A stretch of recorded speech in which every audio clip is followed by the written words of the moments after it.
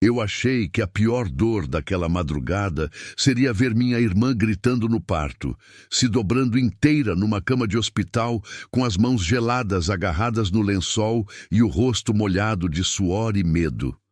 Mas a pior dor não foi aquela. A pior dor foi levantar os olhos por um segundo, no meio daquele cheiro de antisséptico e da correria da maternidade, e ver meu marido perder a cor antes mesmo de o médico terminar de abrir o envelope do exame do bebê. Antes de continuar, já me diz uma coisa nos comentários. Você continuaria chamando de família quem te feriu desse jeito? Porque eu demorei para admitir. Mas naquela noite, a minha família acabou sem fazer barulho nenhum. Camila estava em trabalho de parto havia horas. As contrações vinham uma atrás da outra, curtas, cruéis, sem dar descanso. Ela apertava minha mão com tanta força que depois eu fiquei com marca das unhas na pele. Toda vez que a dor subia, ela me chamava pelo meu nome como chamava quando era pequena e tinha medo de trovão. Lívia, não me deixa. E eu não deixava. Eu estava ali desde a primeira bolsa que ela sentiu estourar no banheiro do apartamento da nossa mãe de madrugada, com Dona Miriam batendo na porta e mandando todo mundo manter a calma, como se calma obedecesse ordem. Eu sempre fui a que ficava, a que segurava, a que arrumava, a que salvava o resto. Camila era minha irmã mais nova. 5 anos mais nova, bonita daquele jeito que faz as pessoas quererem proteger antes mesmo de conhecer. Tinha um jeito doce, uma fragilidade que desarmava qualquer bronca, e uma facilidade enorme de parecer vítima, mesmo quando tinha escolhido o erro. Eu só fui entender isso tarde demais. Naquela época, para mim, Camila era só a menina que eu tinha ajudado a criar quando nosso pai passava dias fora e nossa mãe parecia sempre ocupada demais em controlar tudo para realmente cuidar de alguém. Nossa mãe, Dona Miriam, era uma mulher que confundia amor com comando. Ela organizava a vida dos outros como se Deus tivesse assinado uma procuração no nome dela. Escolhia o tom da roupa, o jeito da fala, o horário da visita, a palavra certa para o vizinho, o sorriso certo para o parente, o silêncio certo para o escândalo não sair pela janela. Crescer com ela era aprender cedo que aparência vinha antes de verdade. Eu aprendi a obedecer. Camila aprendeu a manipular o jeito da nossa mãe para ser sempre perdoada. Mesmo assim, eu amava minha irmã de um jeito quase materno. Quando ela tinha medo, me chamava. Quando fazia besteira, eu cobria. Quando chorava, eu passava a mão nas costas e dizia que ia dar certo, mesmo sem saber como. Foi por isso que, quando ela apareceu grávida, com os olhos inchados, a boca tremendo e uma história mal contada sobre um homem que tinha sumido, eu fiquei do lado dela sem pensar 2 vezes. Mas eu ainda vou chegar aí. Na madrugada do parto, Renato estava do lado de fora da sala, andando de um lado para o outro com as mãos no bolso da calça, aquela postura de homem que quer parecer firme e não consegue. Ele era meu marido havia 6 anos. Alto, calmo, bom de conversa. O tipo de homem que sabia entrar numa família e ocupar espaço sem fazer barulho. Quando eu o conheci, achei que tinha encontrado abrigo. E talvez tenha sido isso que mais me matou depois. Perceber que a pessoa em quem eu me escondia da dor era exatamente a pessoa que estava construindo a dor por dentro. Naquele momento, eu ainda não sabia. Só achava estranho o nervosismo dele estar maior do que o normal. Pai de apoio fica nervoso, eu sei. Tio que acompanha parto da cunhada, mais ainda. Mas Renato não parecia ansioso. Parecia acuado, como se cada som de monitor do hospital estivesse contando um segredo em voz alta. Dona Miriam, por outro lado, estava elétrica. Não deixava ninguém falar demais com Camila. Respondia tudo pelos médicos, pelas enfermeiras e por ela mesma. Interrompia perguntas simples, corrigia datas que ninguém tinha pedido, fazia questão de repetir que Camila tinha sofrido muito sozinha naquela gravidez. que homem não prestava, que o pai da criança era um assunto encerrado. Ela já tinha dito isso tantas vezes ao longo dos meses que a frase parecia ensaiada. Eu só não tinha percebido que frase ensaiada demais costuma esconder verdade mal enterrada. Quando o bebê nasceu, o primeiro som dele não foi um choro forte, desses que arrancam alívio de todo mundo. Foi um choro curto, fino, e depois um silêncio de segundos que me fez parar de respirar. Eu senti o mundo inteiro caber naquele intervalo. Depois veio o barulho das enfermeiras, o tom calmo do Dr. Caio pedindo um procedimento ali, outro aqui. Camila perguntando com voz fraca se o filho estava bem, e eu tentando enxergar por cima do ombro de uma técnica qualquer pedaço daquela criança que já era amada antes mesmo de existir direito. Dr. Caio era o obstetra que tinha acompanhado os últimos meses do pré-natal dela. 40 e poucos anos, voz firme, um tipo de calma que não era fria, só treinada. Ele nunca me passou confiança pelo sorriso. Me passava confiança pelos silêncios. Gente que sabe a gravidade de uma notícia costuma falar pouco antes de falar sério. Quando finalmente o bebê foi estabilizado e levado para aqueles primeiros procedimentos, Camila começou a chorar de exaustão. Eu beijei a testa dela. Dona Miriam fez carinho no cabelo dela. Renato entrou na sala com aquela expressão esticada. E foi nesse momento que Dr. Caio voltou com um envelope nas mãos e pediu para confirmar uma informação do prontuário. Camila, preciso checar uma coisa com você. O tipo sanguíneo do pai registrado aqui é o negativo, certo? Eu nem entendi a pergunta de imediato. Parecia burocracia, coisa de hospital. Camila abriu e fechou os olhos devagar, como se a frase tivesse doído mais que o parto. É. Dr. Caio olhou o papel de novo.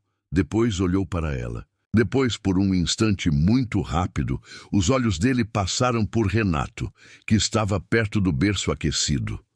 O bebê está com tipagem A positivo, ele disse, baixo, cuidadoso. Com as informações que eu tenho aqui, isso não fecha. Pode haver erro de registro, pode haver informação incompleta ou alguma troca que eu já pedi para revisar. Mas eu preciso que a origem desse dado seja confirmada agora. Eu ouvi tudo. Ouvi claramente. Só não entendi o tamanho daquilo de primeira. Quem entendeu foi Renato. Eu vi a mão dele sair do bolso e segurar a grade do berço com força. Vi o pescoço perder a cor. Vi o maxilar endurecer. Vi aquele homem que passava segurança até na forma de segurar uma xícara, parecer que ia desabar em pé. E foi nessa hora que alguma coisa gelou dentro de mim. Não porque eu tivesse montado a verdade inteira ali, mas porque ninguém reage daquele jeito a um exame de sangue da irmã da esposa. Ninguém reage daquele jeito a menos que a verdade já esteja morando dentro dele há muito tempo. Camila não respondeu. Dona Miriam respondeu por ela. Doutor, isso deve ser algum erro de laboratório. Ela está exausta. Não é hora de ficar pressionando. Dr. Caio manteve o tom baixo. Eu entendo, mas isso não é curiosidade. É informação clínica. O bebê pode precisar de procedimentos em que histórico correto importa. Eu já pedi repetição da tipagem e um painel de compatibilidade. Quando sair, eu volto. Ele saiu sem espalhar pânico. Profissional demais para expor o que ainda era suspeita.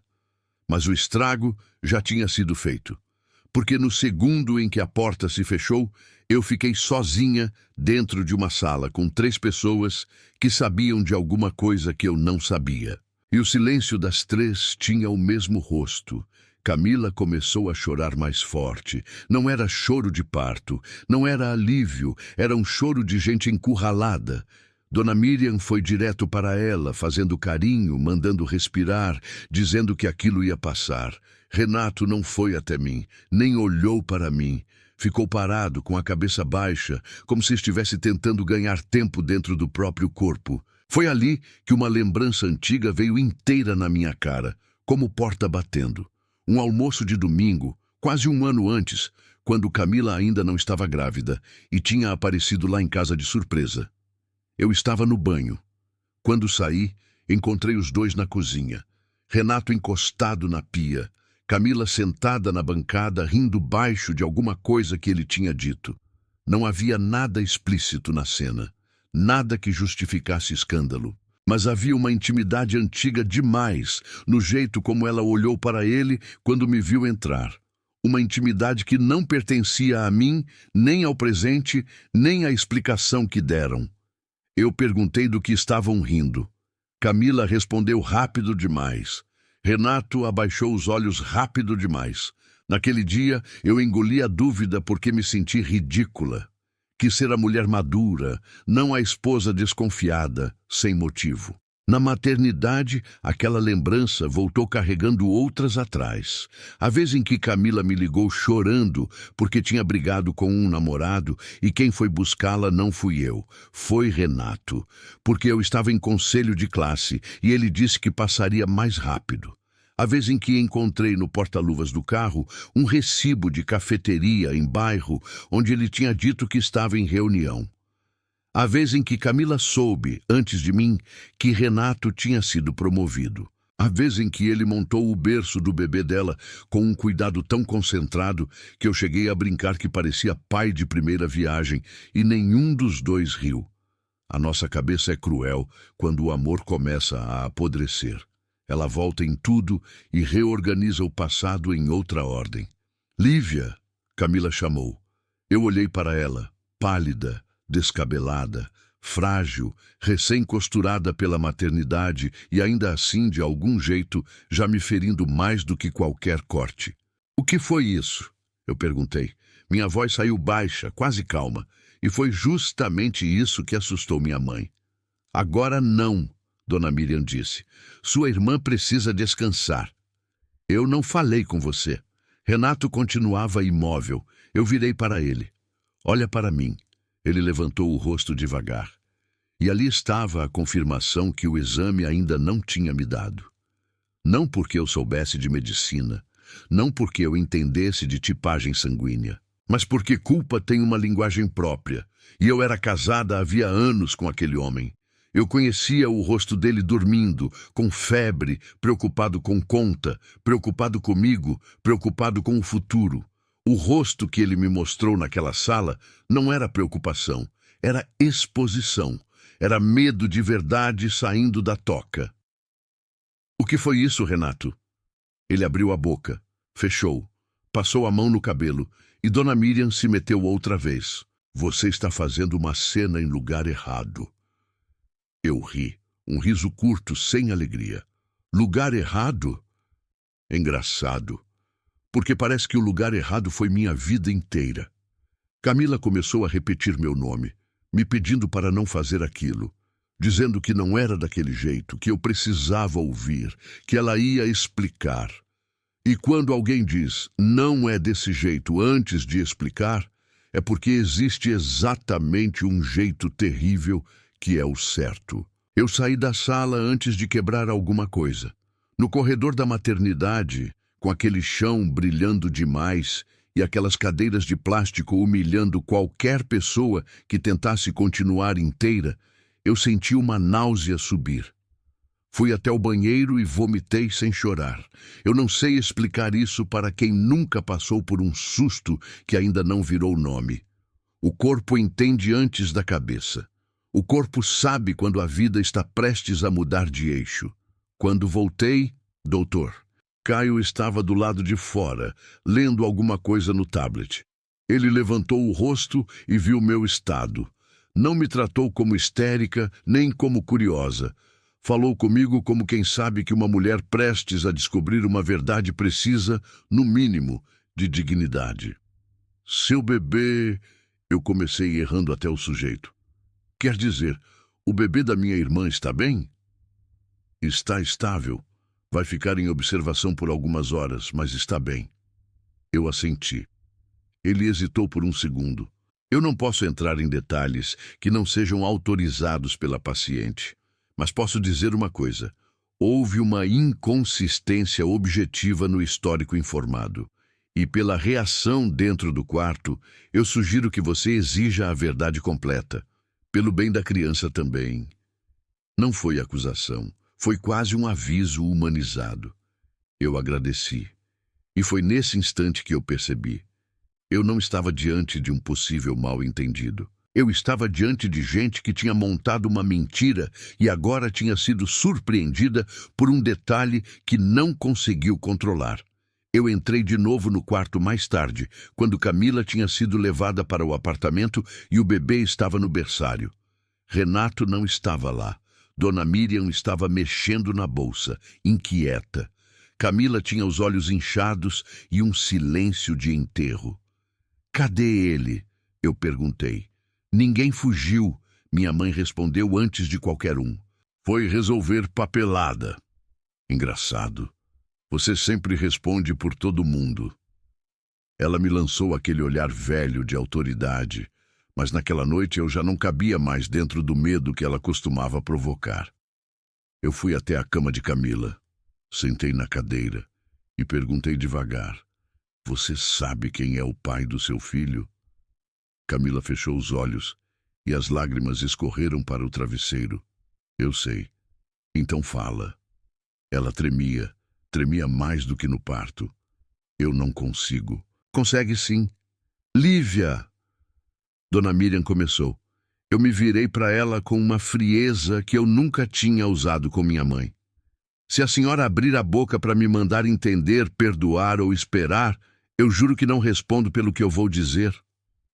Minha mãe se calou, e o silêncio dela foi a primeira vez, em muitos anos, que eu senti algum poder voltando para as minhas mãos. Camila levou a mão ao rosto e chorou de um jeito feio, desorganizado, sem o charme da fragilidade que sempre a protegeu. Ali não havia cena, havia culpa. "Eu achei que dava para esconder", ela disse. Eu senti o coração bater no pescoço. "Esconder o quê?" Ela não falou. Quem entrou foi Renato. A porta abriu devagar. Ele entrou com uma pasta de documentos e o rosto de homem que tinha envelhecido 10 anos em 1 hora. Quando me viu sentada ao lado da cama de Camila, entendeu que o adiamento tinha acabado. "Nós precisamos conversar", ele disse. "Não existe mais nós." Ele fechou os olhos rápido, como quem levou um tapa. Se essa virada já te embrulhou o estômago, curte o vídeo e continua comigo, porque o que eu ouvi naquela madrugada foi ainda mais sujo do que eu tinha imaginado. Renato sentou na poltrona do canto, longe de mim, longe de Camila, mas não longe o suficiente da culpa. Minha mãe ficou em pé, braços cruzados, como se ainda pudesse gerenciar o desabamento. Camila respirava curto, e eu fiquei no meio dos três, finalmente olhando para a cena completa. Não eram pessoas pegas de surpresa por um exame. Eram cúmplices pegos pelo acaso. "Começa", eu disse. Renato passou as mãos uma na outra. "Não foi agora." Eu ri sem humor. "Nossa, que alívio. Então eu fui traída faz tempo." Camila soluçou. Minha mãe deu um passo à frente, mas eu levantei a mão mandando parar. "Eu quero a verdade inteira, não uma parte que proteja vocês." Foi Camila quem começou. Não porque fosse a mais corajosa. Talvez porque fosse a que já tinha perdido força demais para manter a mentira em pé. Ela disse que tudo tinha começado anos antes, quando eu e Renato ainda estávamos namorando e tínhamos passado por uma separação curta. 1 semana. Talvez 10 dias. Tempo suficiente para eu achar que ia perdê-lo e tempo suficiente para ela decidir que podia experimentar o que era meu.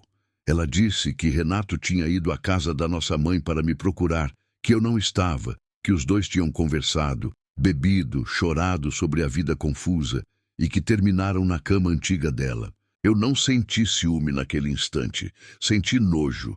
Porque uma traição de muito tempo atrás dói como fato. Uma traição enterrada dói como estrutura. Ela muda a fundação do que você achava que viveu. Renato entrou na história dizendo que foi um erro de uma noite, que no dia seguinte se desesperou, que quando eu voltei ele quis contar, mas Camila implorou para não destruir tudo, e eu e ele reatamos antes que ele abrisse a boca. E você casou comigo levando isso para o altar, eu disse. Ele abaixou a cabeça. Sim, eu olhei para minha mãe. E a senhora sabia? Dona Miriam respirou fundo. Nem tentou negar. Eu descobri depois. Vi mensagens. E deixou eu casar.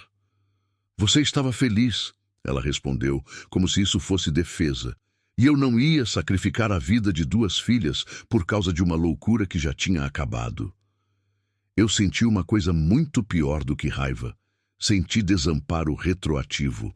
Como se anos da minha vida tivessem sido vividos sem testemunha honesta nenhuma. Camila continuou entre lágrimas. Disse que, depois do casamento, eles realmente se afastaram por um tempo. Que ela tentou seguir a vida, eu segui a minha, Renato se manteve correto. E eu quase me agarrei nisso por um segundo, porque a mente humilhada procura migalha para doer menos. Mas então ela falou a segunda parte. Tudo voltou quando nosso pai morreu. Meu pai tinha morrido 2 anos antes, e a morte dele tinha deixado um buraco feio na nossa casa. Eu fiquei responsável por organizar documentos, vender ferramentas, acompanhar minha mãe em consulta, segurar Camila nos dias em que ela chorava do nada. Renato virou o homem disponível da família, levava minha mãe ao banco, trocava lâmpada na casa dela, buscava Camila no trabalho quando chovia, resolvia o que eu não conseguia resolver porque estava trabalhando e tentando não afundar. Foi nesse remendo cotidiano que a podridão voltou a crescer. Camila contou que começou com conversa demais, mensagem demais, desabafo demais. Renato dizia que eu estava distante, cansada, só falava de problema. Ela dizia que se sentia invisível, fracassada, sempre a irmã menor e errada. E 2 pessoas moralmente frouxas conseguem transformar carência em desculpa com uma velocidade assustadora. A primeira vez depois do meu casamento aconteceu no carro dele, numa tarde em que eu estava em reunião pedagógica e ele tinha ido ajudar Camila com documentos do seguro do papai. Depois disso veio outra e outra. Meses inteiros de encontros escondidos em intervalos pequenos, como se a pouca duração aliviasse o tamanho da sujeira. Motel barato em avenida movimentada, apartamento da minha mãe quando eu estava viajando com alunos, casa de uma amiga de Camila que achava que estava acobertando um romance sem vítima.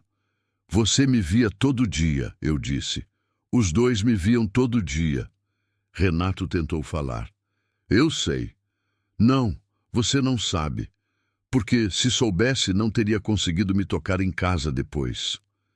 Eu lembro com vergonha da quantidade de cenas antigas que começaram a se encaixar naquela hora. A mudança no jeito como Camila evitava ficar sozinha comigo em alguns meses. O zelo excessivo de Renato com o enxoval. O modo como minha mãe sempre cortava qualquer pergunta sobre o pai da criança. O fato de Camila ter dito que o homem sumiu, mas nunca ter mostrado uma mensagem, uma foto, uma ameaça, nada. Eu tinha achado que respeitar a dor dela era maturidade. Na verdade, era o espaço perfeito para a mentira respirar. E a gravidez? Eu perguntei. Camila começou a tremer de novo. Ela disse que tinha decidido terminar tudo quando percebeu que estava atrasando a menstruação. Passou 3 dias em pânico até comprar o teste. Fez sozinha no banheiro da casa da nossa mãe. Positivo. Ligou para Renato. Ele foi correndo. Os 2 ficaram horas decidindo se me contavam ou não. E foi minha mãe quem decidiu. Eu decidi sim, Dona Miriam falou, como se ainda estivesse convencida da própria razão. Porque eu vi na cara dos 2 que se a verdade viesse daquele jeito, eu perdia minhas 2 filhas de uma vez. E eu não ia enterrar a minha família junto. Então, a senhora preferiu me entregar viva a uma mentira. Ela apertou os lábios. Eu preferi salvar o que dava. Eu me levantei tão rápido que a cadeira quase caiu. Salvar o quê? O casamento de mentira? A gravidez de mentira? A imagem da senhora para os vizinhos? O que exatamente a senhora salvou? Camila começou a pedir perdão. Renato também. Perdão, perdão, perdão. Aquela palavra me pareceu ofensiva. Não porque eu ache impossível perdoar alguma coisa na vida, mas porque existem erros que não são um tropeço, são um projeto. E o que eles fizeram foi um projeto. Eu saí do quarto de novo e fui até o berçário. Eu precisava olhar para a única pessoa inocente naquela história. O bebê estava numa incubadora aquecida, pequenininho, com o rosto ainda amassado do nascimento, os olhos fechados e uma serenidade que parecia zombaria do caos do lado de fora. Eu encostei a mão no vidro e chorei pela primeira vez. Não chorei por ciúme, nem por derrota. Chorei porque aquela criança tinha acabado de nascer, carregando a culpa de 3 adultos que decidiram empurrar a sujeira para o colo dela. Dr. Caio apareceu alguns minutos depois. Confirmou que a repetição da tipagem mantinha a inconsistência. Disse que o bebê ficaria bem, mas que a informação correta sobre paternidade e histórico precisava constar. Eu perguntei, com uma calma que nem parecia minha, como eu podia transformar suspeita em prova. Ele disse que, dali em diante, era questão familiar e jurídica. Exame de DNA. Registro correto. Verdade documentada. Pela primeira vez naquela noite, eu senti uma coisa parecida com foco. Voltei para o apartamento e disse que não discutiria mais sem prova. Renato tentou falar de novo comigo no corredor. Eu não deixei. Você vai fazer o exame. Lívia, você vai fazer o exame e vai assumir por escrito o que vier. Ele fechou os olhos. Eu faço. Camila começou a dizer que não queria colocar o filho no meio de humilhação. Eu me virei para ela. Seu filho já nasceu no meio da humilhação. Quem colocou ele aí foi você. As horas seguintes foram lentas, sujas, intermináveis. Minha mãe tentou me convencer a esperar a alta. Tentou dizer que era trauma de parto, que eu estava fora de mim, que exame de sangue não era sentença. Eu ouvi tudo e percebi uma coisa terrível. Durante anos, eu tinha confundido a capacidade dela de manter a casa organizada com sabedoria moral. Na verdade, minha mãe só era muito eficiente em esconder rachadura atrás de cortina limpa. Quando amanheceu, fui para casa tomar banho e foi em casa que a segunda parte da verdade se abriu. O armário de Renato estava entreaberto. Em cima da cômoda, a carteira dele tinha caído pela metade. Eu juro que não estava procurando lembrança para me torturar. Eu só queria pegar uma roupa e voltar para o hospital antes de assinar os papéis do exame. Mas, quando fui levantar a carteira, caiu de dentro dela uma foto de ultrassom dobrada em 4. No verso, com letra da Camila, estava escrito: "Agora você vai ter coragem." Eu sentei na cama, não chorei, não gritei. Fiquei olhando aquela frase como se fosse uma legenda do inferno. Dentro da mesma carteira tinha um recibo antigo de uma consulta obstétrica no nome de Camila meses antes. E no campo responsável financeiro estava o nome de Renato. Não o meu, não o da minha mãe, o dele. Foi nessa hora que eu entendi uma coisa que doeu ainda mais. Aquilo não era só caso escondido, era vínculo sendo exercido nas sombras. Renato já estava ocupando o lugar de pai antes do parto, enquanto eu fazia compra de enxoval, escolhia presente de chá de bebê e aceitava ser madrinha de uma criança que, sem eu saber, era fruto da minha própria humilhação. Eu levei a foto comigo. Na volta ao hospital, uma enfermeira me reconheceu e disse algo que terminou de arrancar o resto da venda dos meus olhos. A senhora voltou cedo. Seu marido já tinha vindo outras vezes com a paciente no pré-natal, né? Ele parece conhecer bem o histórico dela. Ela falou sem maldade, sem intenção. Apenas comentou o que viu. E às vezes, a verdade mais devastadora entra na nossa vida pela boca inocente de alguém que não imagina onde está pisando. Veio, eu respondi. Veio mesmo.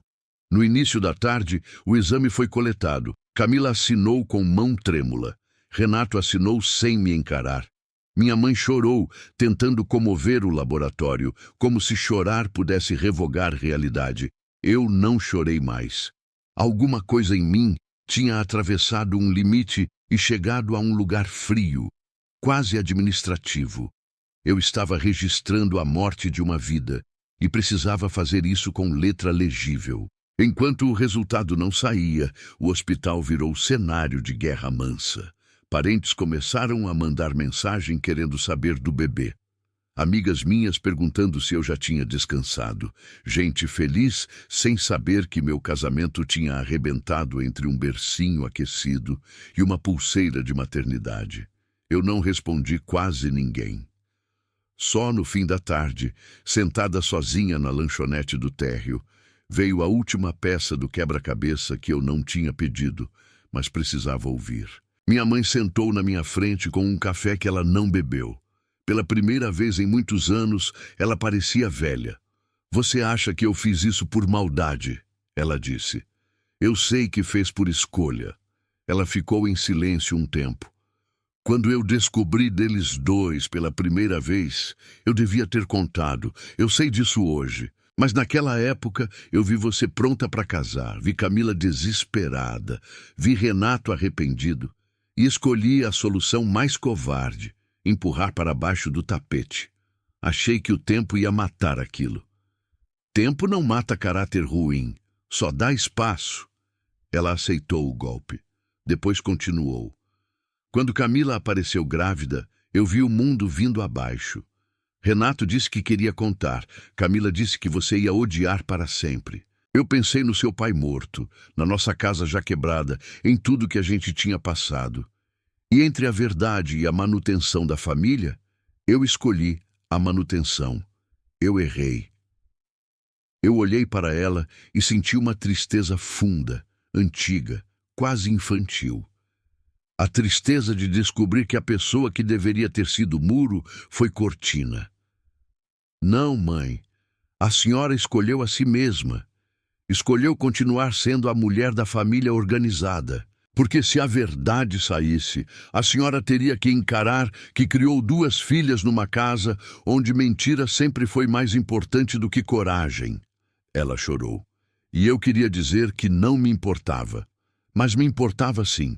Doía perder até a raiva simples, porque a raiva simples às vezes ajuda a sobreviver. O problema é quando no meio dela ainda sobra amor. No dia seguinte, saiu o resultado preliminar. E, embora eu já soubesse, ler aquilo me fez tremer. Probabilidade de paternidade compatível com Renato, praticamente total.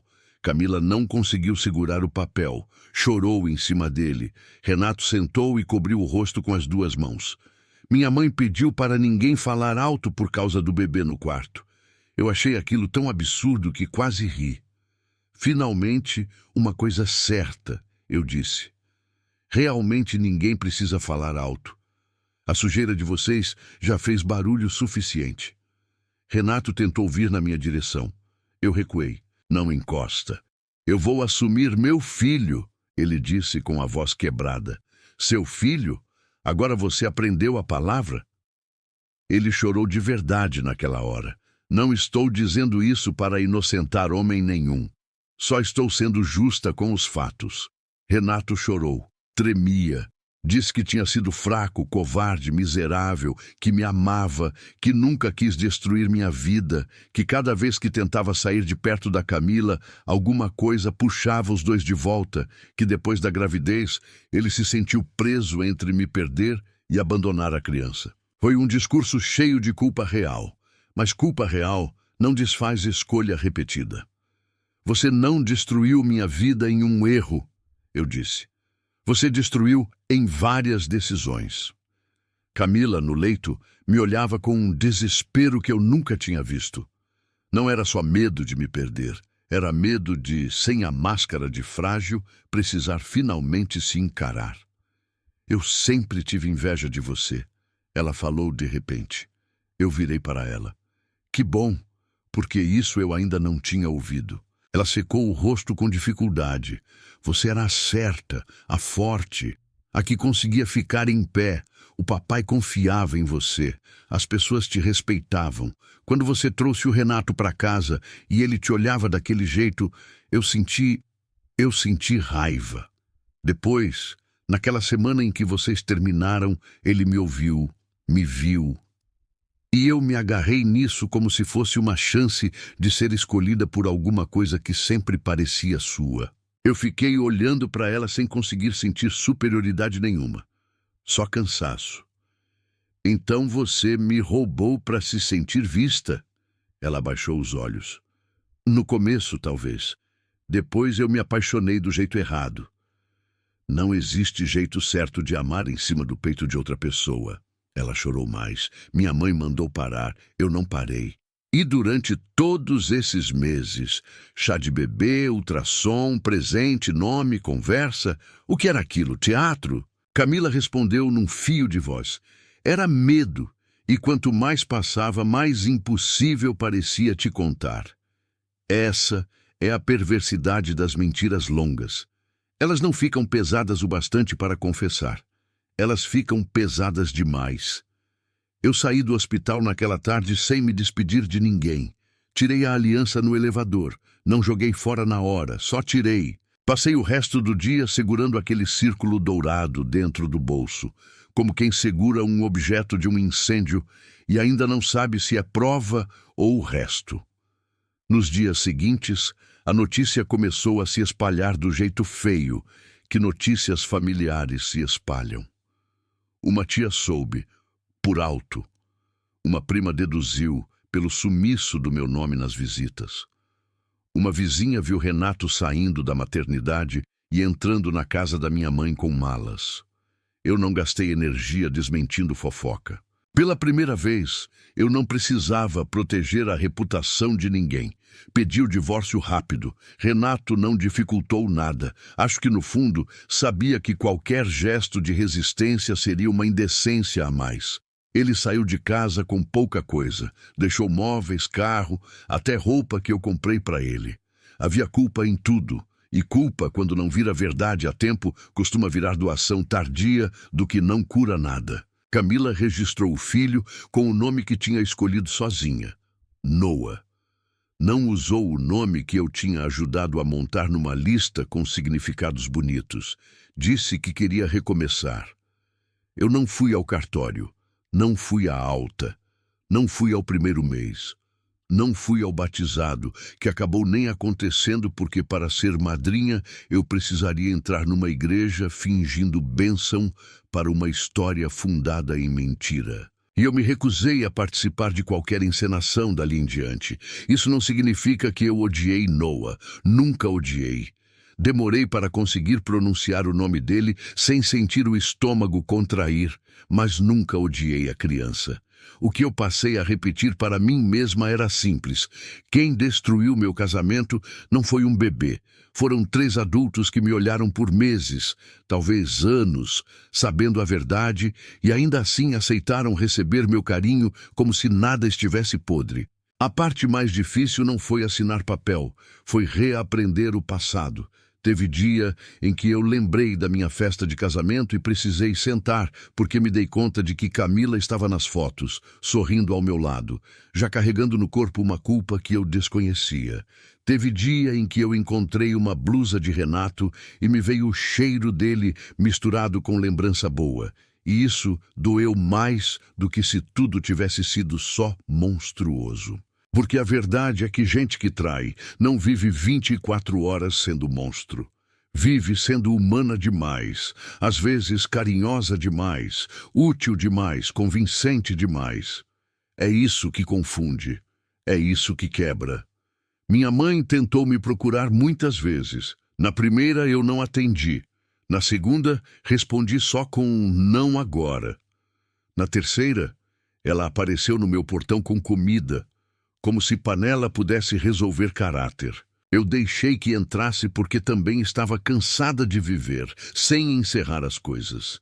Ela se sentou no sofá e chorou menos do que eu esperava.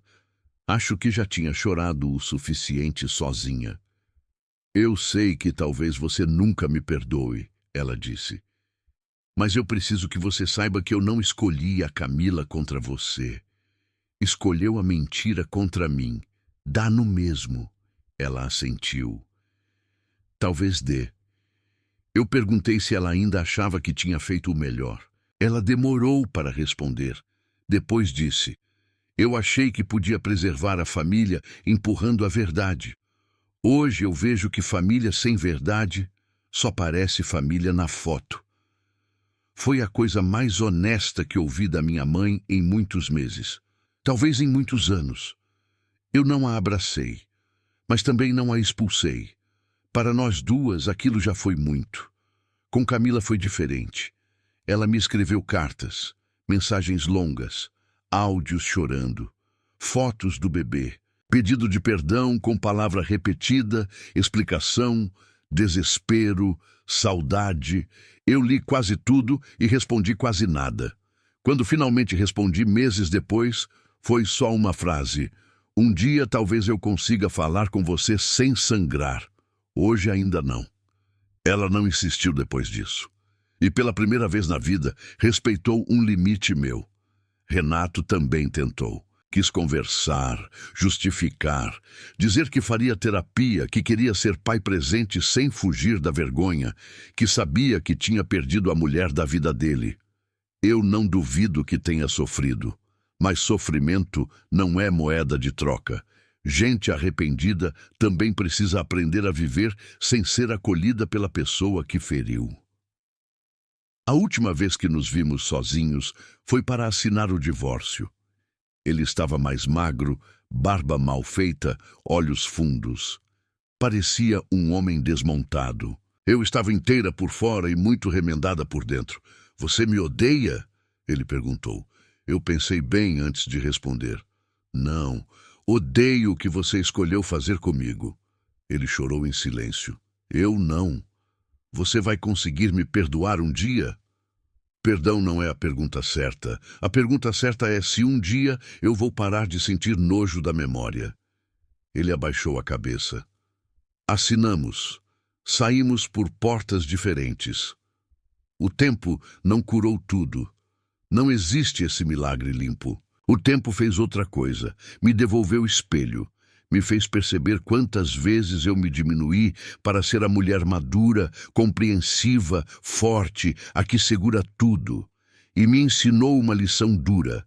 Ser forte não é aceitar mais do que devia. Às vezes, ser forte é ir embora antes de apodrecer junto. Quase um ano depois, eu vi Noah pela primeira vez fora do hospital. Foi num aniversário da minha mãe. Eu quase não fui, mas fui porque, apesar de tudo, algum fio ainda me puxava para aquela casa.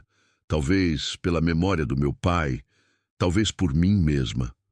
Noah estava no colo de Camila, com cachos claros e olhos curiosos. Era pequeno, lindo, inocente como toda criança. Quando me viu, estendeu a mão para o meu colar, aquele gesto desajeitado de bebê que ainda não sabe o que toca. Eu congelei. Camila ficou imóvel, esperando minha reação como quem espera a sentença. Minha mãe também. E por um segundo, a casa inteira coube naquela mãozinha aberta. Eu cheguei mais perto. Não toquei nele. Mas sorri de um jeito curto. O suficiente para não assustar a criança. O suficiente para eu mesma entender que a minha distância não precisava virar crueldade. Na volta para casa, chorei no carro. Não por vontade de voltar atrás. Não por saudade de Renato. Chorei porque percebi que minha dor tinha deixado de ser faca e virado cicatriz. Ainda sensível, ainda feia, mas fechando. O que realmente aconteceu, no fim, foi simples e devastador.